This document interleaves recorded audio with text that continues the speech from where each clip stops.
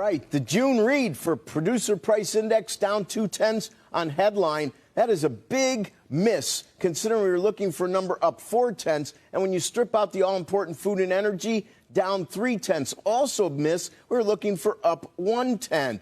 So down 0.3, especially on that core, is important because the all-time low from February of 2015 is down 0.4. So you can see that there is definitely a deflationary wind blowing in this producer price data set this morning. And if we look at the trade number, that was up 0.3. If we look at final demand, that was down 0.8. But we're expecting a number to be down, and that follows an 0.8 read that is unrevised. Year-over-year numbers, and that was year-over-year final demand. If you look at year-over-year headline, it was up 0.1, and year-over-year ex-food and energy down 0.1. So pretty much this tells us a lot, actually, because I talked to many sources that believe we're going to go through a deflationary cycle. But I also talked to other sources that believe that in conjunction with that, we're going to have a back-to-back inflationary cycle. So it really is a mixed outlook on the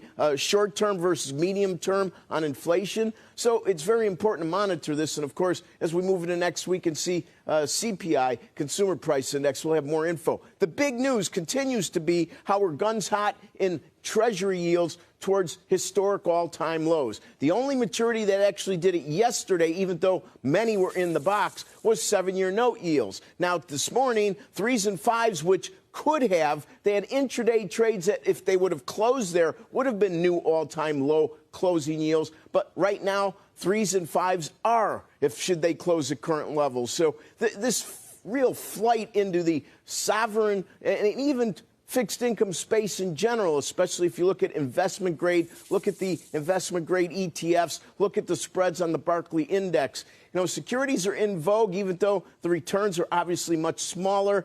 And this really does give credence to the notion that what is going on with some of these spikes is affecting the psyche of equity traders, and that is showing up in the price and yield of treasuries and high quality fixed income and sovereign paper across the globe.